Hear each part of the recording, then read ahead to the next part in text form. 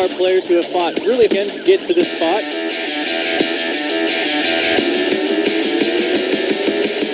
They're both really strong players. Oh my goodness, what a game!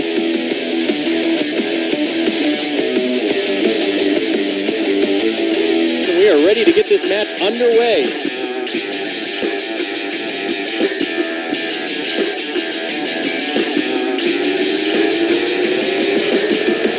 And we're back with round 3 of the Iron Gauntlet Semifinals at Lock and Load 2016.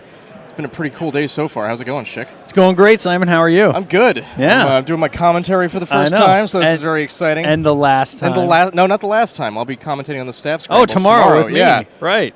But for now, we have some Iron Gauntlet to talk about. We do. So round 3 is going to be featuring our featured match here is Bret Fogel versus Christopher Davies. And so we've got Circle versus Kador.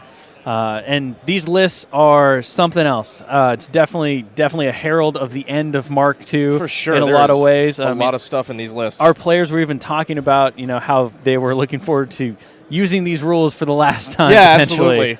Absolutely. So we've got, in the Circle list, we've got Kruger the Stormlord. He's got Gorax, Megalith, and a Wold Warden in his battle group. That's followed up with a Sacrovault, a Bloodweaver Night Witch, a Gallows Grove, Una the Falconer with a Rotterhorn Griffin, Hutchuck the Ogren Bounty Hunter, a Gatorman Witch Doctor, the Death Wolves, Shifting Stone, 2 full units of Croak Raiders, Pharaoh Slaughterhouses, and Linus Wesselbaum and Idria Lurer. Yeah, there's a lot of Y's in that one. It's a lot easier for me to talk about. My list over here, I'm going to read off Christopher Davies' Kador list, where he is running Supreme Commandant Erusk with a War Dog and a Juggernaut, who are all supported by Gorman DeWolf, Rogue Alchemist, 2 Iron Fang Kovniks, Kel Balok, Madeline Corbeau, Kovnik Joseph Grigorovich, Orin Midwinter, Widowmaker Marksman, the Ragman, Alexia Sinor and the Risen, further supported by Khaldun Captain Valachev. Then we're following with a whole ton of Iron Fang Pikemen. He has all the pikemen. All the pikemen. He's got the Great Bears of the Gallows Wood. 2 max units of Iron Fang Pikemen, each supported by a Black Dragon officer and standard. A minimum unit of Iron Fang Ulans. A unit of Widowmakers. A max unit of Winterguard Rifle Corps. And 1 Winterguard Mortar Crew. So a very sort of traditional, old-school Kador list right there. Yeah, it's just all the dudes ever. That hit in the face with yes, the heaviness. Yes. That isn't even a sentence. I just said it. You said it, and it's matter there. now. These things are going to stab things. They're going to murder frogs. That's going to be awful. Their souls are going to get ripped into a giant stone edifice. I don't know. Those frogs are mean. Those frogs are very mean. It's the one time where maybe somebody would have been like, I wish I had brought more assault commandos. Immunity to fire would be pretty nice right now. That's true. It'd be pretty sweet. And assault commandos.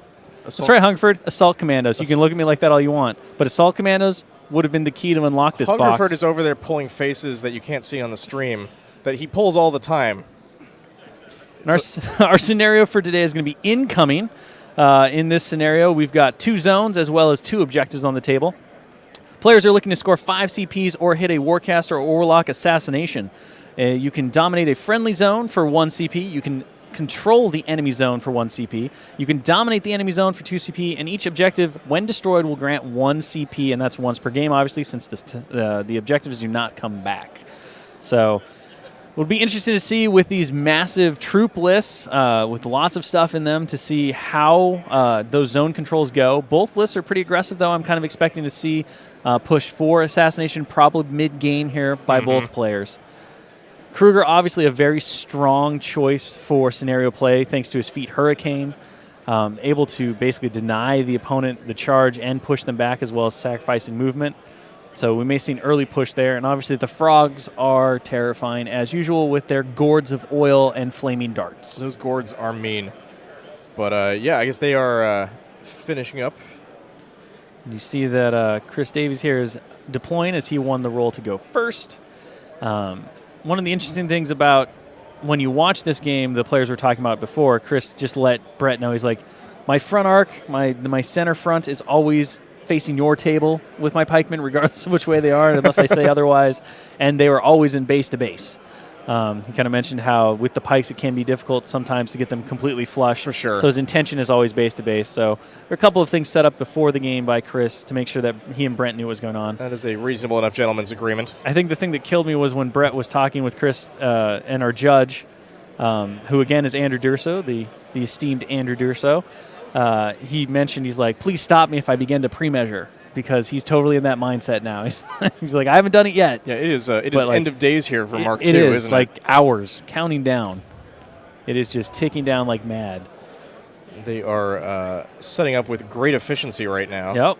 I mean, it is on the clock. 75 minutes seems like a lot of time, but you can just see not. by the sheer number of models that it takes a lot of skill, a lot of player preparation to be able to move this stuff efficiently and accurately. Yeah, I mean, this is definitely a very model-heavy game, on the Khador end in particular. Although 2 full units of Croaks is... it's 20 frog people just running at you, ribbiting their death calls. It's like my dreams. Yeah. Are you the frogman or are you the Iron Fang? I am both. You're both I in am your both. dream? Yeah, I'm not limited by your imagination, only I my see. own. I'm just saying things now. Let's see Bret continuing to deploy here, setting up everything on his zone. A little more spread out in terms of deployment at the moment than Chris, who just has a solid brick wall of troops. Yeah, it's going to be interesting to see how he moves that once the game actually begins, because you cram all of that into your deployment zone at the start of the game, and it's all so tightly in there, and then when you have to start moving them, who gets in whose way? I kind of just assume he's just going to take his arm and push. Yeah. Like the whole line at once. That's how I'd do it. I have done that in the past. That's how Hungerford would do it. He's terrible at moving models. I mean, most of the time he just hurls them at his opponent's head. If stories from Las Vegas, I've heard about that story. Yeah, I'm surprised Hungerford can actually play the game, to be honest. But his visual aids. They kind of just go easy on him. Yeah. Everybody sees him. He puts his little cute gaiters down. Right, and they feel sorry for him. Yeah, and they're just like, oh, yeah. You want to play this game? You're cute. He could have been on this live stream as a commentator. He could have. He decided not to. He could have returned and that was comments to me, but he chose not to. That was clearly a mistake. He was grimly staring at the Twitch stream across. All right, back to deployment here. Bret is continuing to set up his models. He hasn't even moved to the Croak Raiders yet. Looks like he is on his advanced deployment. So, see the shifting stones. Here come the first unit of Croaks, the green Croaks, green frogs. The yellow frogs will be next. See the units being starkly differentiated by colors. You've got green black dragons and red black dragons. Yeah, I was going to say Chris has done the same thing. Green frogs and yellow frogs. Some shallow water on the table there. That's exciting. You don't see that very often. Well, with all those Croaks, they're going to like that. They do like to swim in a pond. That tree also likes it. There's a gallows grove growing out of that pond there as well. Swamp mangrove. Swamp mangrove. I wonder if Hungerford wants to put money down on if somebody's going to go in the pond this time. You know, he likes to make those predictions about how nobody will go towards a water feature. No takers, Hungerford? None at all? Oh, we're watching this chat. All right, we see a quick measurement here going on from Bret. We are getting close to the beginning of the game, I think. Yeah, they deployed in the pool. They did. But see Hungerford. All right. And with the handshake, the game is on. We are underway. So Chris will take his first turn. And we'll see how he handles this stuff here. So the Juggernaut's going to kick things off by running. Straight up the middle of the field. Yep. Doing what Juggernauts do. Not worrying about it. Kel runs. Getting around that trees. Tone in the forest. Get ready to say goodbye to that. No more putting your foot in a forest. It'd be hard to see. Covenant advances. Gives plus 2 inches of movement from desperate pace to the pikeman. And Ersk goes, obviously putting fire for effect on the mortar, or as we like to call it, mortar for effect. And tax supremacy is the red pikeman. And then he energizes the Juggernaut for 1, it looks like. And then he just saunters up forward. Checks his control really quick. Of course, see Madeline Cabor running right in front of Ersk. So making sure that he's base to base, and that'll make Ersk command 11, which will be important for his total obedience ability, which makes friendly faction models tough within his command range. So almost as good as his control area at that point.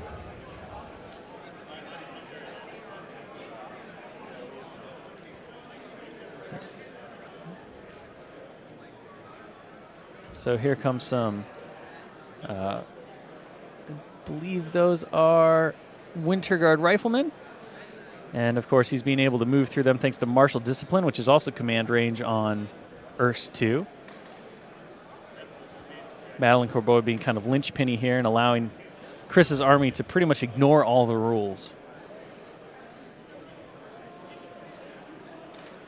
And Chris pointing out that the leader of his riflemen is the guy with the gray front and the rock on his base. That is a very cool piece of basing right there. But, man, this is setting up to be a bloody middle of the game, isn't it? Yes, there's going so to be a much lot stuff of to kill. dudes in the middle. So much stuff to kill. Quick check on the zone here. See Andrew checking stuff as Chris continues his turn, making sure that the measurements are right. Quick adjustment there. The Ulans on the flank are running, getting into position to flank, into the center. Chris has Ragman go. He runs right into those Winter Guard riflemen. Hill gets replaced. Zone is now measured properly. It looks like it was off by just a fraction, but of course that is very important. And the mortar's going to run 8. Again, making use of martial discipline to just pass right through friendly faction models in his way. Now he's right behind that objective, which will give him a nice blocking line of sight piece since he is counted as man-sized.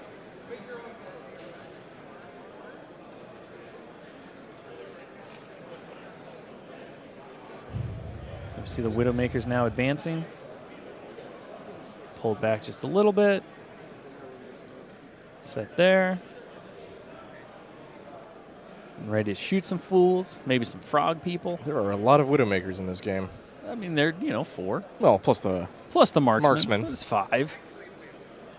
That's fair. It's more Iron Fangs than anything. It's way more Iron Fangs. I mean, of all ilk. So many Iron Fangs. And here comes the running of the Iron Fangs, I believe.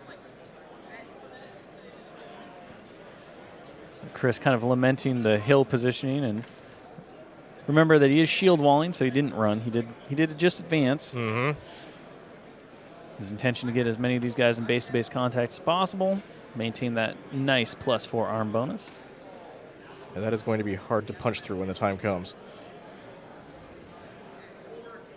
Yeah, Arm 18 is serious business, although he's nice and clumped up for that froggy oil. True enough. Those gourds are going to do some damage. That nice amphibian secretion that they just splatter all over you. A secretion, eh? I imagine that it is. Is that where I assume they made it alchemically? No. You think they secreted? They're not from smart enough for that. They're frog people. Perhaps a cloaca. They barely have a civilization. They have a civilization. They have huts. I think it just like emanates from their skin. They're amphibians. It just kind of secretes out naturally. I don't know about all of that. I think it's more likely like cloacal in origin. It's just kind of hot and it's muggy. And it just kind of like oozes out. All right. They, I mean, maybe scrape it into gourds. But they have multiple things in those gourds, though, right? No. Oh, I'm thinking of You're right. Yeah. No. It would just be. You're right. It probably is just from the skin then. They just have one type. You're like thinking of slingers or something. I am thinking of slingers. Yeah. Those are definitely not secretions. Well, maybe you don't know they might that be from an enslaved race or. Yeah, and there might be some croak secretions in there. Mm-hmm.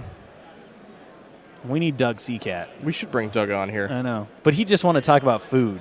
Like what you could use the secretions to cook with. Like it's a nice fry oil. Yeah, or something. you could, or like an aioli. Oh, fancy mayonnaise. Chris continued to take his turn, mostly with just some positioning here, moving Alexia Cianor and the Risen, advancing and shield walling the second unit of Iron Fangs. Able to move a nice 8 inches thanks to the Iron Fang Covenant's desperate pace. Or shield march, or what's that? Oh, what's there's that a man ability down called? right there. It's the same thing.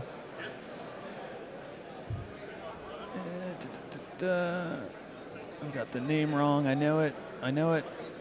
Where is it? Kablow. Shield Shield March, March. that's what it is. Good afternoon, Basically everyone. the same I just thing. want to remind you that in 15 minutes, we will have author signings in the lobby.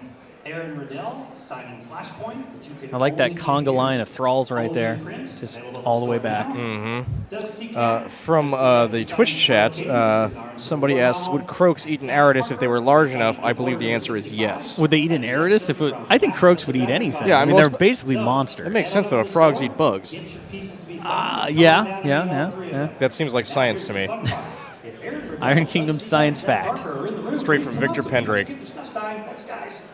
They might actually be natural predators of the Aridus. They probably eat the scarabs. Aridus like young, the larva. Yeah. They go hunting down the holes. I mean, the scarabs definitely. Those things are like turkeys to them. For sure. Like Croaks Thanksgiving is all about eating a scarab, nice fat scarab on the table. Yeah, they just Rip go into off the a burrows, leg, pull suck them out in. the inside. Like Yeah, a it's probably crab. good. Roast it. Melt and like bathe it in secretion. In secretions first. is what I was thinking. Baste it, yeah. Baste it with your secretions. No, we're on the same page.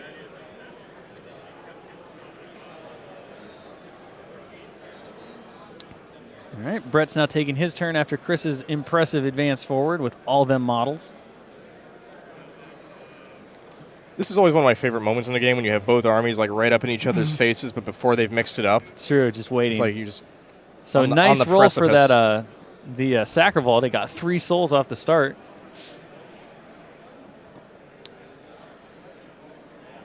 Thanks to its Crypt of Souls ability. So it is rolling into this game pretty much full up.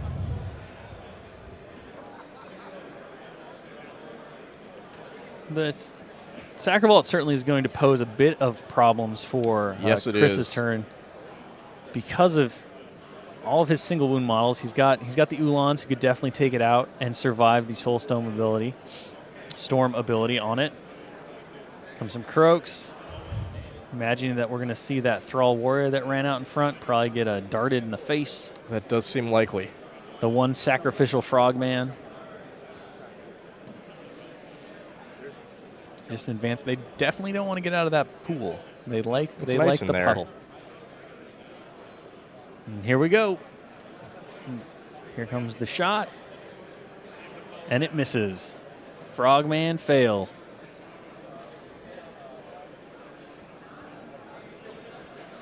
So next up,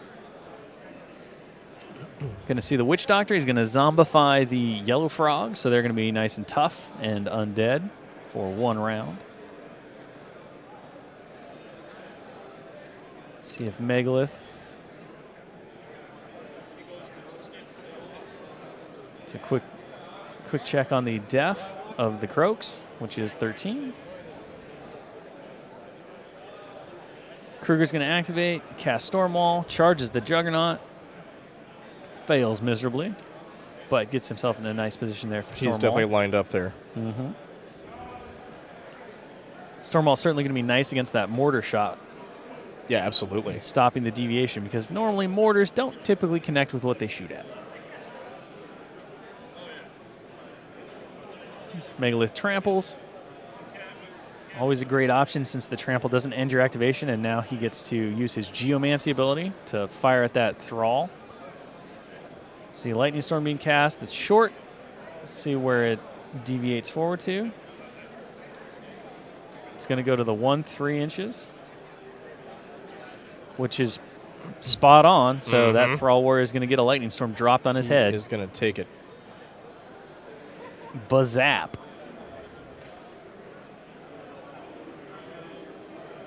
So POW 10. See if you can take out this Thrall Warrior. It'd be a nice little... All right, and there you go. That's Thrall it. Warrior is zapped by lightning. Lucky deviating lightning. So Warden's going to run now. Right next to his buddy Megalith. So far, both sides are staying very compact. It's going to be some real bloodshed soon, I think. And Kruger really has nothing to fear at this point with Stormwall up from the mortar. Yeah.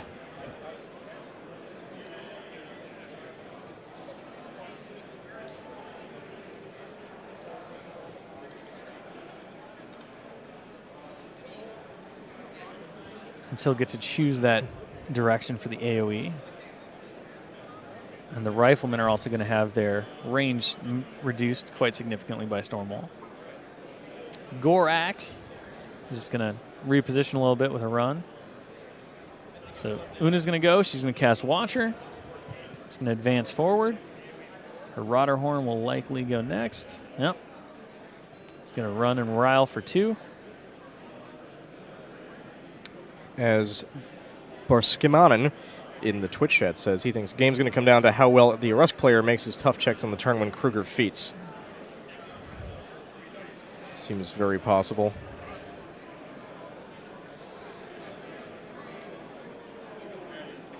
So Linus and Idria advance next. Idria wind walls, and that's about the end of that. Not really close enough to do much of anything else. See the Slaughterhousers now just running forward, getting in position.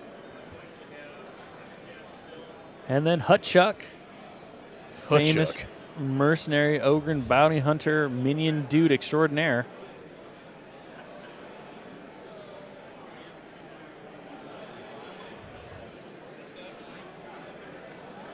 So Ursk upkeeps both tax supremacy and fire for effect.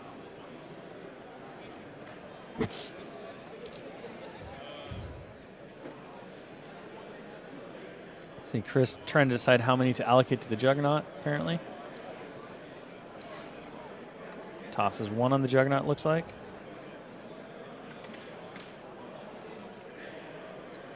Both players looking very intent right now.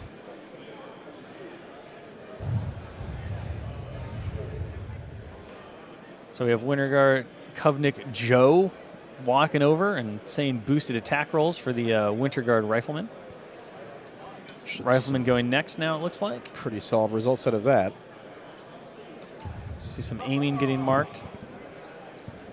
So we see everyone on the side that he just waved towards will aim. And the rest of the ones with the red markers are going to be the ones that are not aiming. Instead, they are advancing.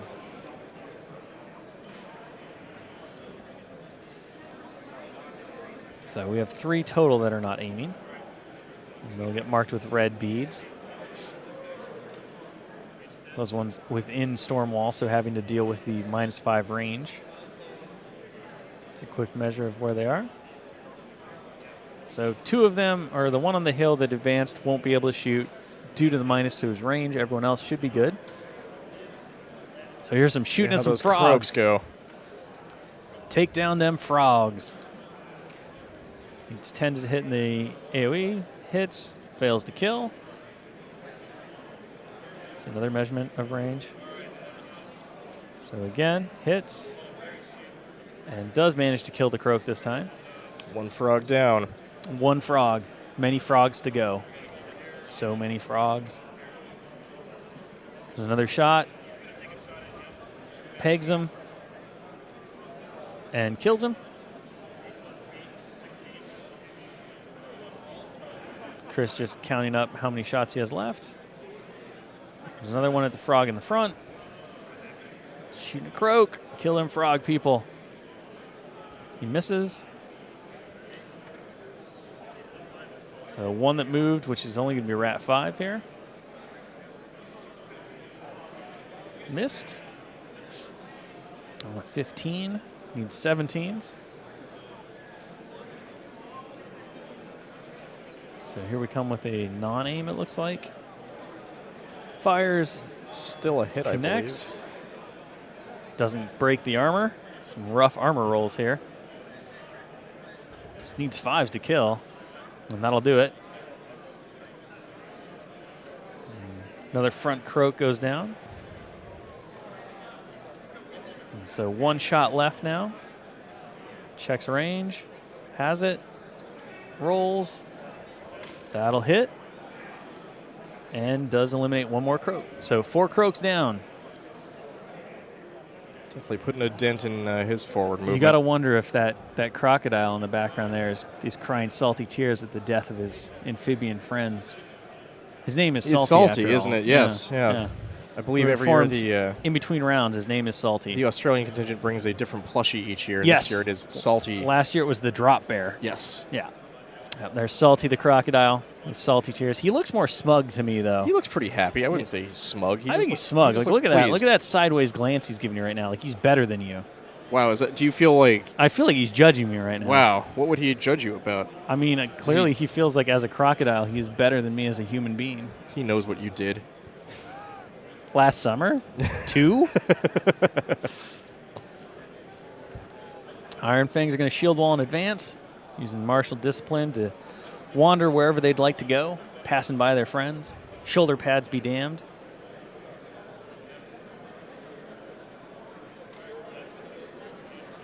Quick check on Earth's command range. Make sure that he actually can use martial discipline on the guys that he's moving.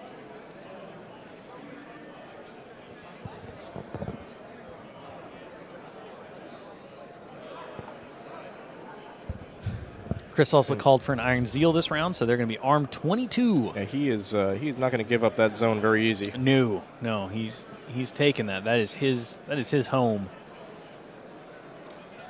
They're putting their party tent there. That's what the pikes are for. They're tent poles. Sigmatron says that the Salty is from Globo Gym, and he's better than me, and he knows it, and that hurts my feelings. It seems completely accurate. Iron Thing's moving up. Standard Bear hanging out. It's back to everyone. He doesn't even care. He's like, just shoot me. All they gave me was this pole with a flag on it.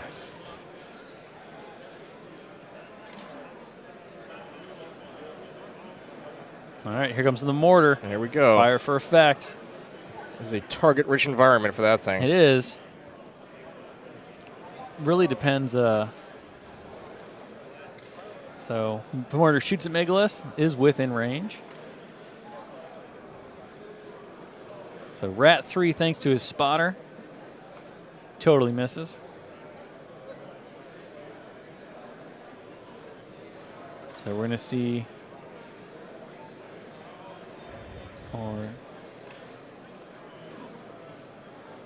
So he did hit with that roll. Wasn't sure what he was rolling there. Was out of the box. He suddenly decided not to use the box. He's back in the box now, though.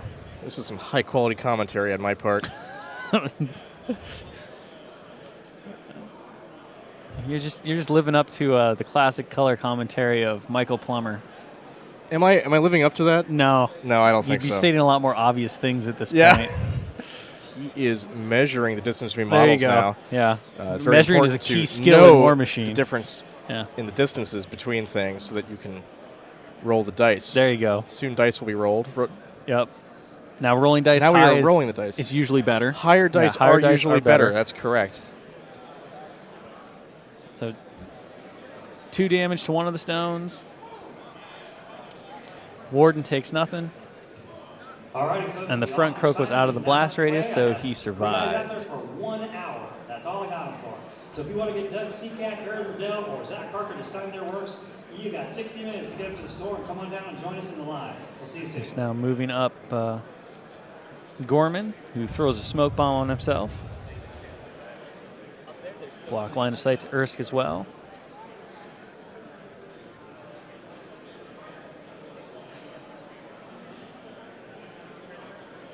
So see the Widowmakers going now. One of them is going to aim. The other one advances. Again, using martial discipline to just wander through wherever he wants. One tone into the smoke. Here comes some shots at that one croak who was brave enough to stand out in front. Just toad in the box. Get it? Toad in the box. Toad. Yeah. Because it's now in you're the box channeling Michael Plummer. Yeah. That was great. Toad in the box. Because he's a frog. It's like a toad. Nope. Thank you. Yeah. Yep. He might be a toad. We don't really know. He's a croak. Croaks look more frog-like than toad-like. You think? Yeah, I do. They do. The basilisks are more toad-like. That's fair. Desert toad. So that croak was damaged, but did make his tough roll, so he's knocked down. So shot at the knockdown guy. Tough roll. Manages to eliminate him. And there he goes. Sad days. As of 9 p.m. tonight, you really wouldn't even make that second roll. That's true. That crook just be dead.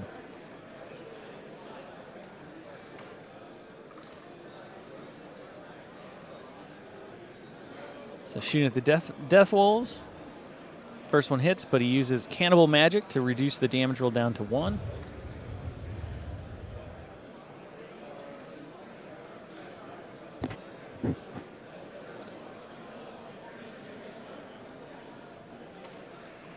Yes, Lupus Farius, this commentary is riveting. That's a good one. Oh, I'm impressed with that.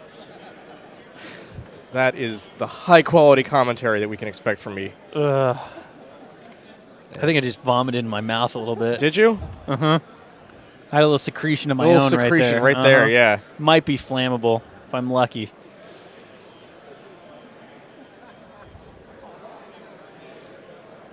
Chris considering where to go next with his moves. See Ursk go. He's going to advance up behind that smoke cloud. Oh, that's Alexia, excuse me. The big red cape and the big red banner both look kind of the same. There's a lot of red. A lot of red. And that conga line of thralls just continues to cha-cha on.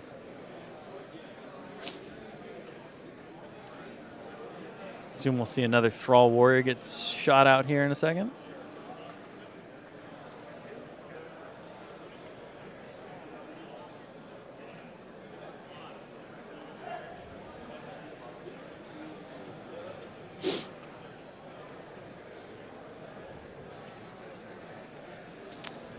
So this time the last thrall in line becomes the thrall warrior. Saw what happened to his friend getting blasted apart by lightning. And He was first blood, as I recall. So. Yeah. Comes Iron Fang Unit 2, Black Dragon Unit 2.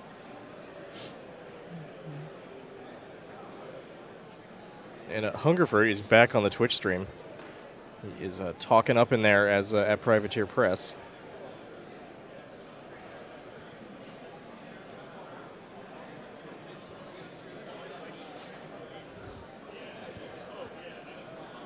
He missed some excellent frog and toad puns. I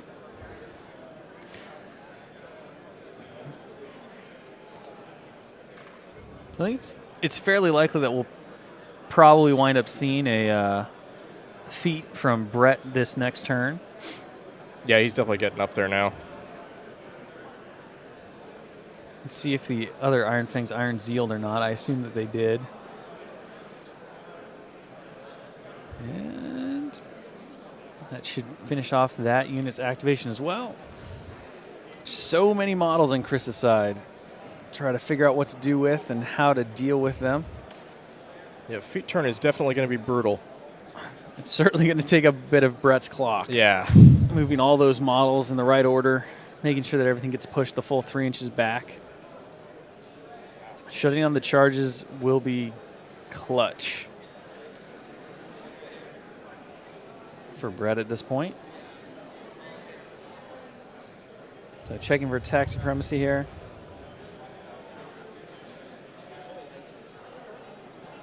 There goes that There last. he is. Great Bears just getting in there. More toad Loving it. in. They're not toads, though. That pun didn't work. It did not, no. I said it anyway, though. You did. Stick with it. There's Just no go all stop- the way. yeah, Just don't stop. Don't stop on the toads. We should go back to talking about secretions. Oh, I'm sure we're coming back to that. So Orin advances forward and uses null magic. And then we're just down to the tax supremacy move. And the Ulans. Almost easy to forget up in that corner over there, all 3 of them.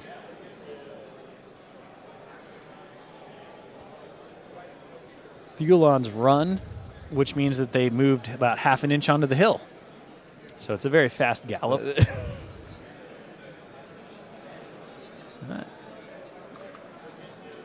And the War Dog runs forward.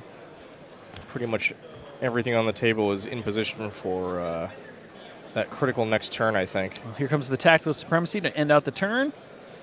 To get that extra 3 inches up that he's probably going to lose from a Hurricane on Bret's next turn activation. And as Ninzard said, there are no brakes on this pun carriage.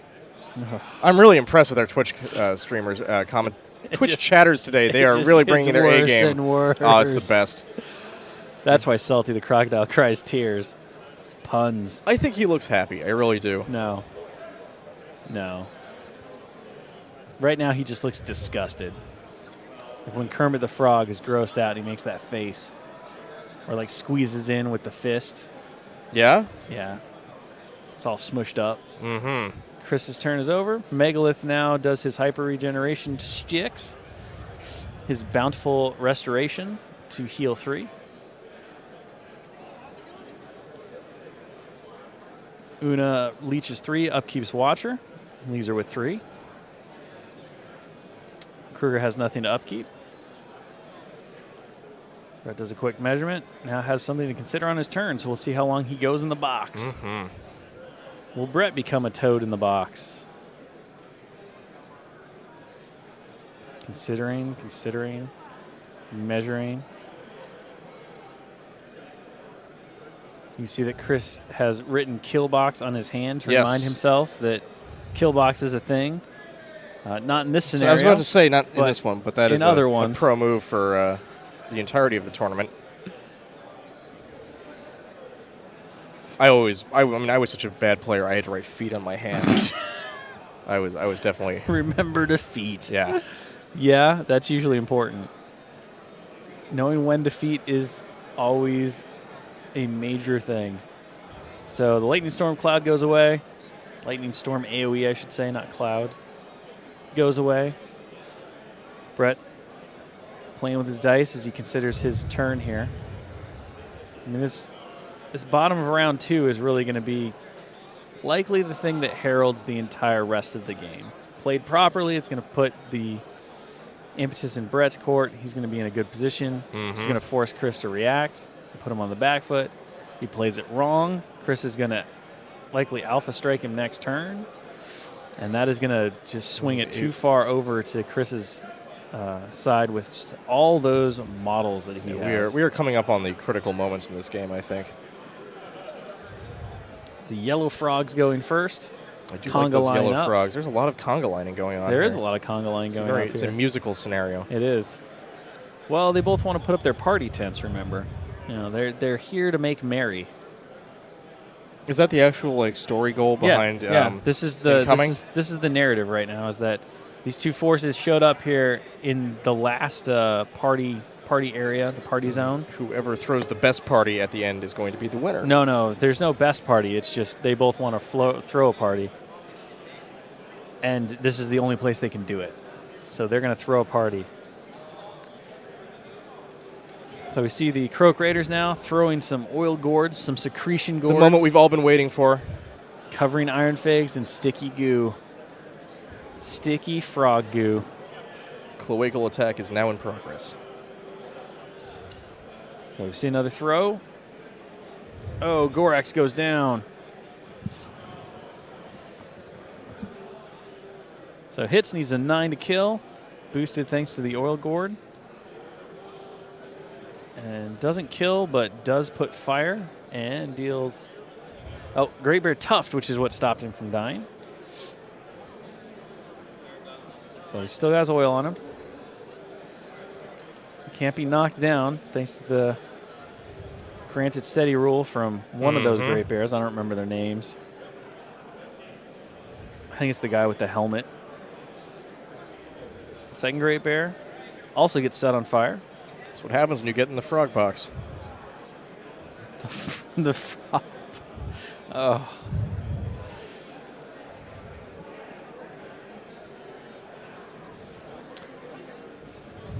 So we see some. So Brett checking the clock just to make sure that it's on the right side. See another shot happening here. Considering what to do with his dart. Not entirely sure where to go with this. Now he's going to go back in the box. Both front Great Bears are down to 1 wound each, and they are both on fire. Not a great way to live your life. No. You know, for the heroic trio that survived innumerable odds, they really don't survive very long in most games. No. They're very killable. So you see a check from control area for Kruger.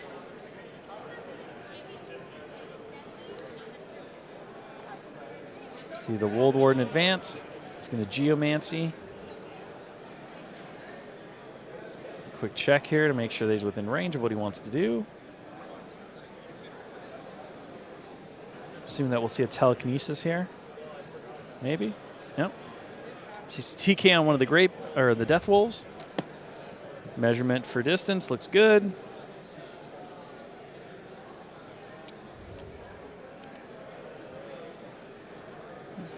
He's checking for null magic from Orin Midwinter. Mm-hmm. So TK the Death Wolf.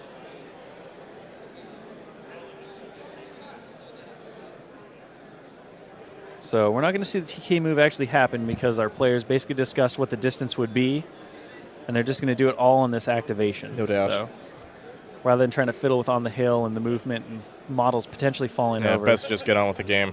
Mm-hmm. So we see the charge with 2 extra inches thanks to the TK here. So it moves right in, taking out those Great Bears.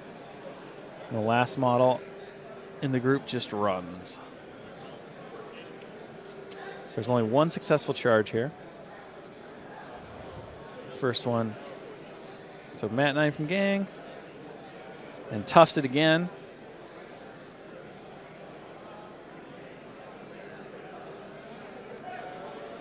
Fighting Claws miss. Not quite enough to get to the Great Bears 13. Really low roll.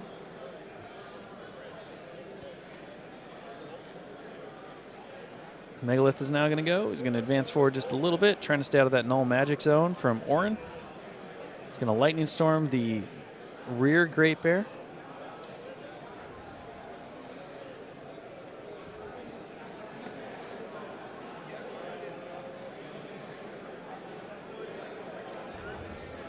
So we're going to get a pause here as they do some last judge checking on this measurement as it's real close. So we get to see a 6-inch template, a 2-inch template. So Chris seems to think that it's in. But we're getting a final See check Bret from the judge. holding it tight down to make sure that it's there. See that precision measurement that's always part of the game here.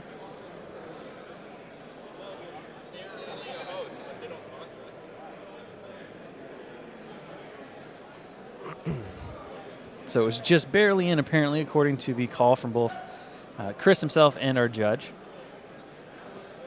He does hit, which is great here. So boosting damage on the undamaged bear, forces a tough roll. Another tough roll. Them Great Bears is tough. So tough. They're taking some punishment. Back to that punishment pun. Do you get it? I think you're reaching now. Don't. And not like an Iron Fang pikeman. You're not my reaches. boss. I'm not. So all Great Bears are at 1 wound, and 2 of them are on fire. But they are and still a whole up. bunch of them have just made tough checks. And all right, maybe we spoke too soon about how quickly they die. Yeah, they're toughing it tenacious. out. They're toughing it out. Yep, toughing it out. Thank you. You're welcome. It's just so enjoyable. What did I do to deserve this? You asked me to be on the stream. I didn't ask you anything. I think you told actually. me. I think I just was. It just happened. So frogs going now. More frogs. There's a couple of them advancing forward. Bret doing the best he can to stay in the trench. I see an oil gourd here. It's going to miss. It's going to go 3 as far as it can possibly go at this point, which looks like it's going to be about 2 inches, 2.5.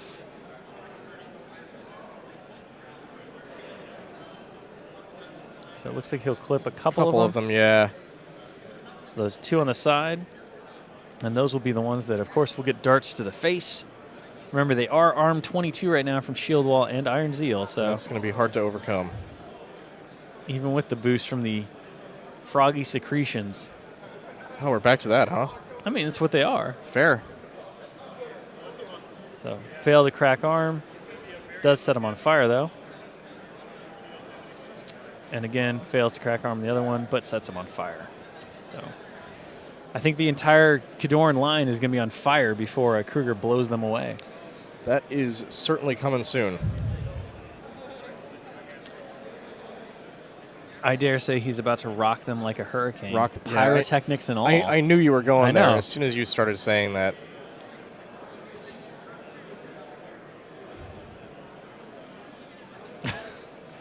Chris saying he's really liking the dice right now since he's made an inordinate amount of tough rolls at this point.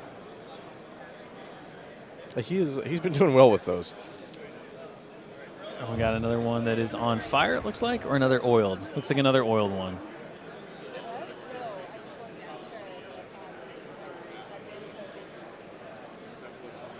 So the entire front line of red pikemen are on fire. The majority of them made their tough checks for those that got the armor cracked, of which I think there was just one. Just one, yeah. Here comes the Witch Doctor moves up and zombifies the yellow frogs again. So the croaks in yellow have been undeadified and tuffed. Gorak still has to go. Sacrivault still has to go. A lot of things left.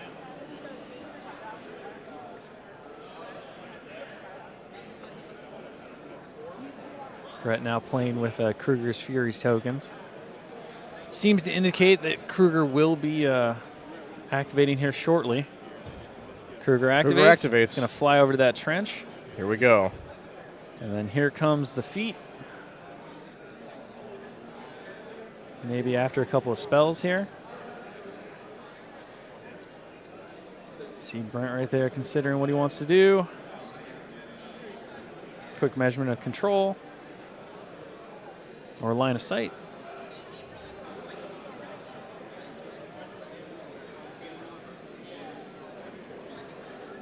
Quick pause.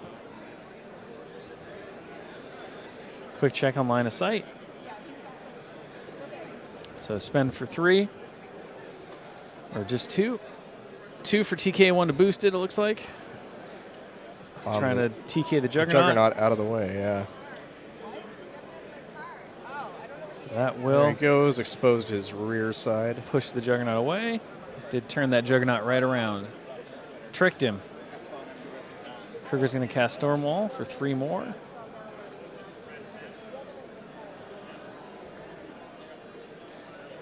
No feet. Interesting.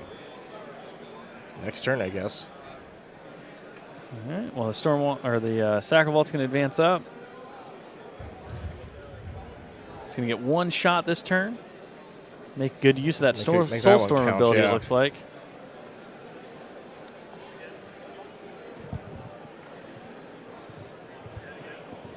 Precision measurement with the laser. Another quick check of line of sight. So he's going to try to shoot Gorman. In the cloud. Chris checking to see if he uses, if Gorman does die to the Sacrivault, that he can't throw bombs with Gorman when he takes control of his dead corpse. So he is going to take Gorman over because he did murder Gorman. So there he using goes. Deathly Dominion with another soul. So Mat 5, POW 6 on Gorman. Not exactly the guy you want to be punching people with. Not really, but you know he's still right there in the middle of the force, so.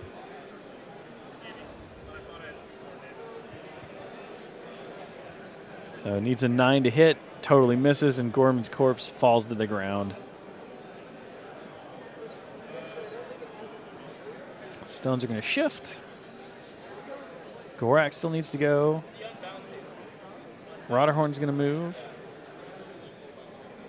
He's going to full advance up. Bilak in the stream asks if precision measurement tool is the buzzword this stream. That is incorrect. The buzzword is secretions.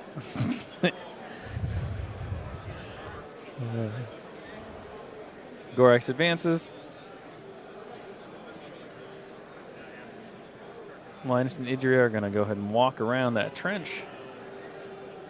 Brett really stacking the flank that has Chris's zone in it.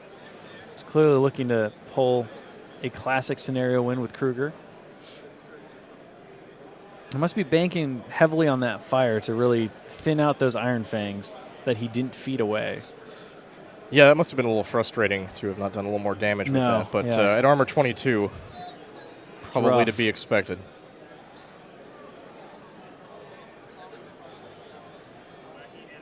Kruger currently sitting on 2 Fury. It's a decent amount of survivability from transfers. Yeah, he could take a hit or two. And of course, the Sacravault still has a soul on it, so Soul Storm is up. And that is just going to ruin everybody's day. So fire doesn't go out, and a Great Bear finally drops.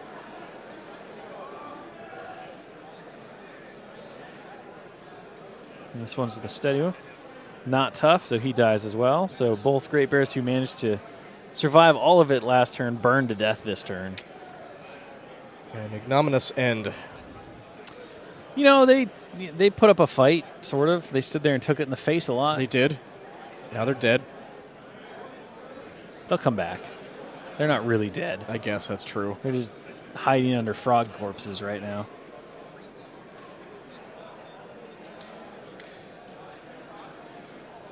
So 2 of the fires go out on Iron Fangs. 2 others Keep on burning. 1 dies, 1 tufts. So not terrible. Chris now trying to decide if he wants to kill the Sacravault, which he can potentially do thanks to Energizer. Is it Energizer? One of the spells that moves battle group models on Ursk.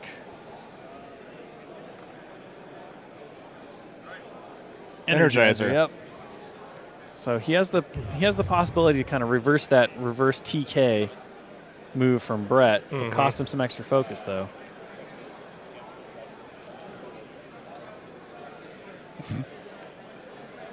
Chris saying even if he kills the Sacravault, how does he not die the next turn because Kruger is Kruger?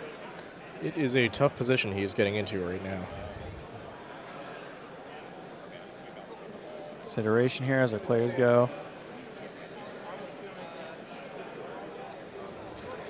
Yeah, with Energizer, it's not really difficult for Chris to get around that wall, reposition the Juggernaut with Energizer, and then go ahead and charge in and basically laugh at the Soulstorm damage. Yeah.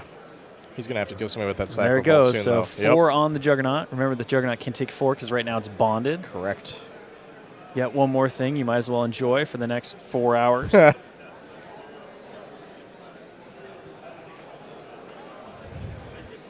And Alexia has a couple of corpses right now with which to bring back thralls to expand her conga line. So Urski's going to upkeep fire for effect, because why wouldn't you? It's why that mortar is there. Urski's going to go ahead and use his feet.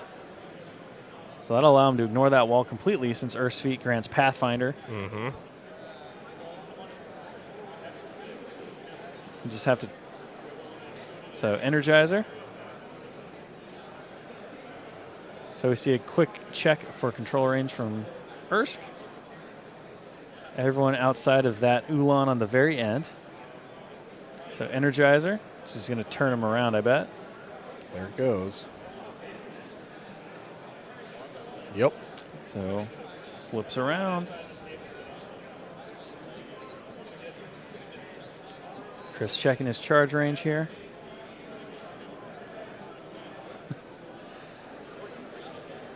Chris asking if there's any kind of crazy crit pitch or something on Bret's side.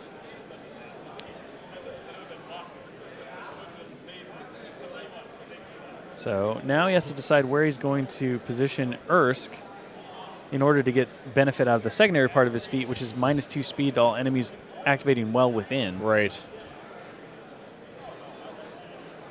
Of course, the closer he gets to Kruger, the more likely it is Kruger's going to shoot him in the face. So quick check there. Looks like Kruger's going to be inside now. There's a good chance the game is being decided right now. Mm-hmm. Yeah, this is going to be an absolutely critical turn for Chris. He's either going to completely hamstring Bret, or he's going to make a critical error and Bret's going to capitalize next turn. And part of that is going to be how well he rolls his dice. So there goes the Juggernaut. Takes 1 point to the 2. The store is running out of copies of Flashpoint and the Blood of Kings.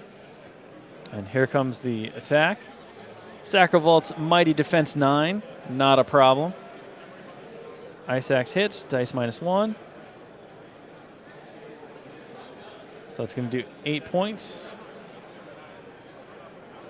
It's going to go ahead and hit and do no damage on the fist. So buy an attack with the axe.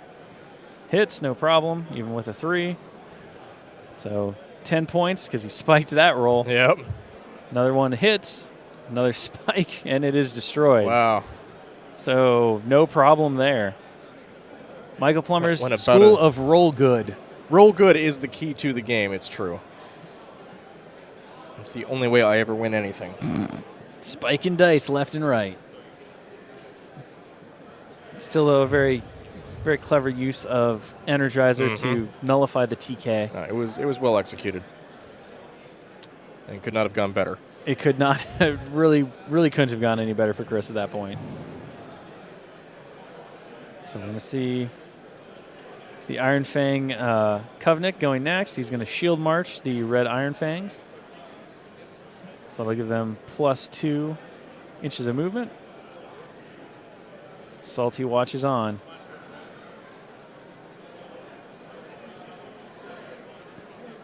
Chris now considering how he wants to take out those Death Wolves over there.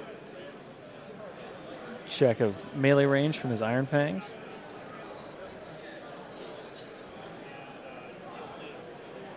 So Kel's going to go ahead and shoot, standing still to shoot twice. Death Wolves. Shoot at the leader Death Wolf, who's not engaged. So 2 damage. Not going to use Candle Magic, just going to take it. Hits again on the second shot. And it's going to, that damage roll is going to be enough to kill him, so he's just going to spend the heart token to take 1 point. They're definitely holding that zone. Leaves him with 2 left. The Death Wolves are no joke.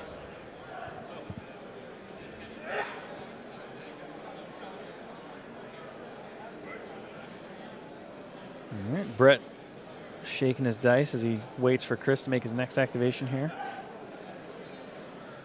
You can see he pulled the boost effect from Covenant Joe off of the Winter Guard Rifleman. I kind of expect it's just going to go right back on, though. Seems likely. Chris now pondering his next move. And Deadpool has arrived. I feel like he's looking straight at us. He is. His blank white eyes are boring into your soul right now.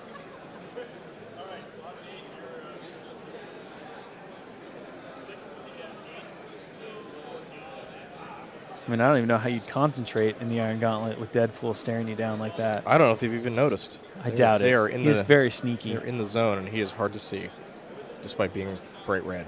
So Chris is now thoroughly in the tank, considering his next options here. In the tank or in the frog box? I think it's the tank. Oh. Maybe the aquarium? We could go with aquarium. Would that make you better? Would that make you feel better? It's compromise. I'm trying to compromise. Hashtag frog box. Hashtag frog box. So manages to kill one of the Death Wolves.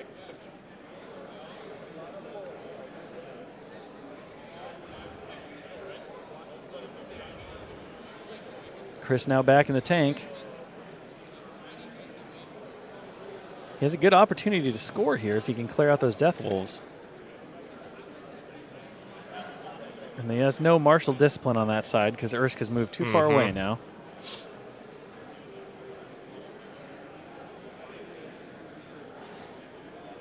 Still has the feet up as well.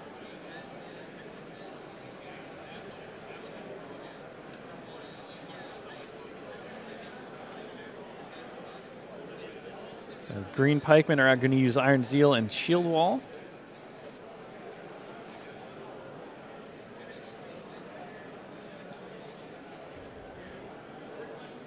So quick check to see the facing on the Death Wolves. So speed 6 here on the Iron Fangs because they did not get the shield march ability. Yeah, this is turning into a slog over here. Chris lamenting that the game is a lot harder when you have to actually play by the rules.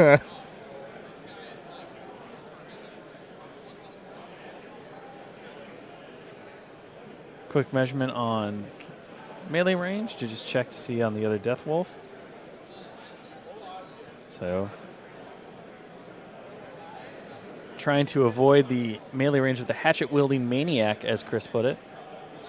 Always a good decision.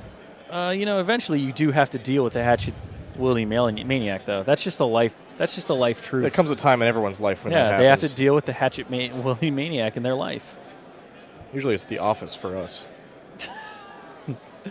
Skull, as it were. The rest of the Iron Fangs advancing forward. Still plenty more green Iron Fangs to go. Advance. Kind of skirting around that big electrified storm there. That's a bold move. I just said that. I don't actually know it. Probably a pretty obvious move, really. But look, to not run through the lightning storm. I feel like it's unconventional, maybe. Yeah. But that's what champions are made of. They're made of unconventional moves, innovation, and me. Surprise I would have tactics. charged through the lightning storm, but that's what separates That's true. players like me from the cream of the crop, like them. Well, I expect next year we'll see you in the Iron Gauntlet Finals. Yeah? Showing us how your unconventional tactics really You work. think I'm going to come back and just dominate the tournament I scene think once so. I don't work here anymore? I mean, I thought that was the reason that you left. Actually, that is true. I'm going to come back in and shark everybody. Yep. You wanted one of those trophies, and that's the only way to get it. It's the metal dice I want, actually. Those dice are... Those metal dice are legit. You can hear those things rolled 3 rooms away. They just... So the Iron Fangs, unfortunately, unable to take care of the Death Wolves. So the Widowmaker's going next now. Gonna start shooting some people. But no, I think Lock and Load next year I'm going to be here with the new army that you guys are going to be unveiling next year at Lock and Load.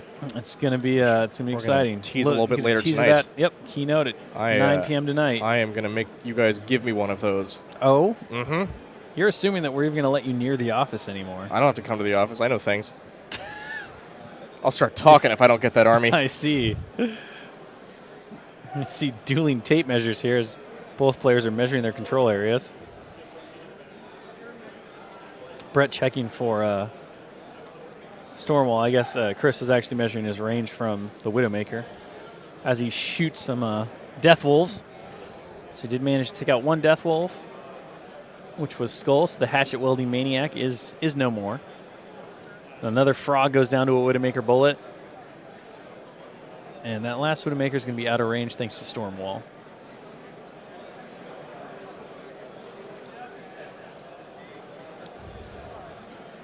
So the mortar's going to shoot. He's going to shoot at the Wold Warden, which is right in the middle of all that good stuff. Looks like he's going to be just in range of... Oh, We have a judge call here.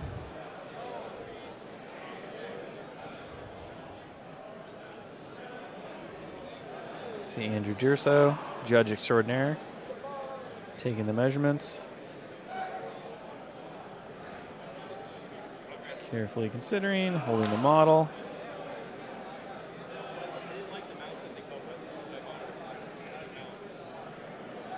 So the mortar is in Stormwall, so it's only going to be able to shoot 14 inches, which means it's going to drop short. And then Bret gets to choose the direction, so it's going to deviate back right onto the Iron Fangs. That's pretty good. So finally the Khadorians throw their 2 colors and start shooting their own troops. It's bound to happen sooner or later.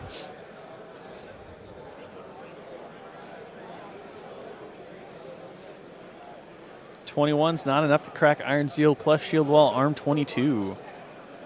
So a bit of a pants-wetting moment there, but thankfully he brought his green pants to this fight. Color coordinated.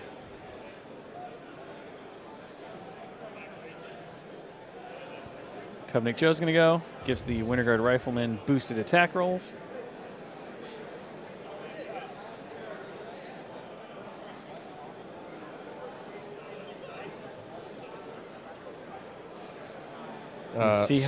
Someone in chat is threatening to actually send us frogs via Amazon.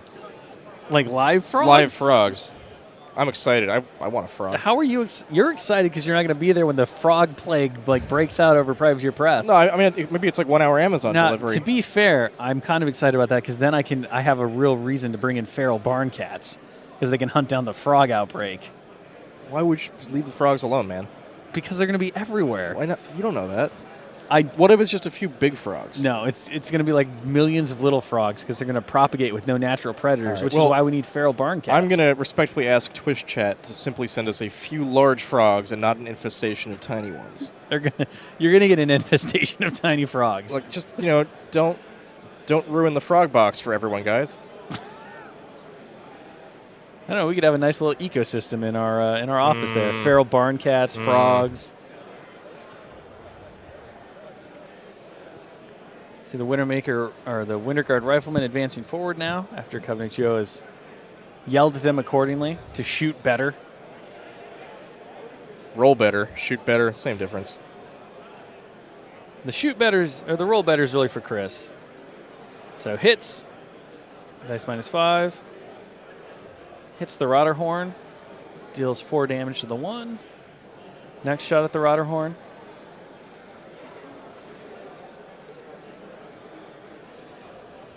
Connects, does 6 more points to the 1. Takes out the Rotter Horn's mind. Poor goat. 9 inches, still good to hit the Rotter Horn. 2 points to the 6, making up for that last dice spike. Rotter Horn starting to not feel too good. Misses. Might be it. No. Hits. Nothing. There's another shot to the Rotter Horn. Hits. Nothing. And another one. Hits. Dice fast and Ooh. fierce. Nice shot. 4 damage. 4 more damage. So only 2 shots left. That's what you need for damage right there. 2 more points. Someone in chat suggested the Australians would like to share their cane toads with us. I saw a good documentary. So apparently in our breaking news. in our other round, in our other matchup, in Tom Guan versus Jake Van Meter, Guan in 60 seconds has once again succeeded and has beat out Jake Van Meter. So Tom Guan will be moving on to our finals Final match round, here yeah. to claim the last ever Mark II World Championship. But I did see that cane toads documentary. There was a little girl who had a cane toad like the size of a small dog. Did it eat her? No, it was her friend. Oh. She named it Dairy Queen. Dairy Queen, the cane toad. And I want that in my life. Pikemen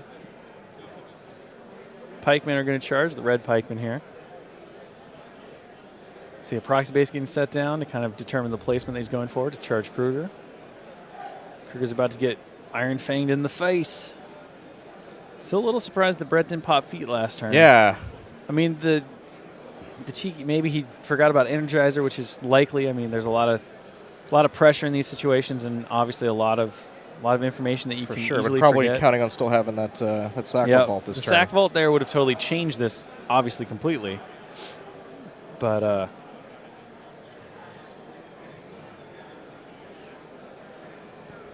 so quick check with the command range from Ersk.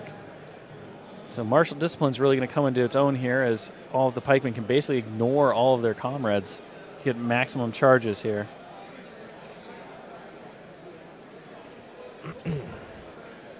So here they come. Now, with 2 transfers on him, Ersk or He can Kruger take some punishment. is not necessarily completely dead, but he's going to be in a bit of trouble here. Yeah, no, I mean, if Chris gets some low to average rolls, he might still pull it out, but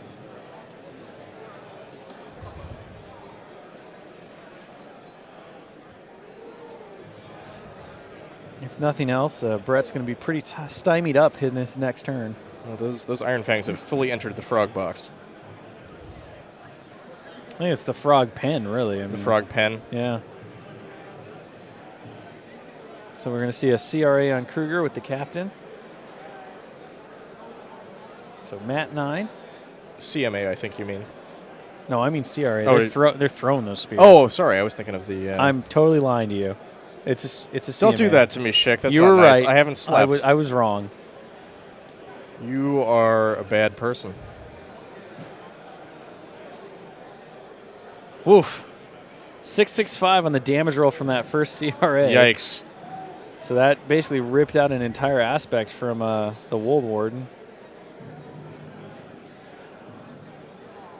Or was it the Gorax? As a Bravo 3 says, frogs should all have martial discipline. That's good. I like that. Oh, no more frogs. Normally I like to remain impartial, but at this point I'm really hoping that Chris pulls it out so there can be no more frog jokes.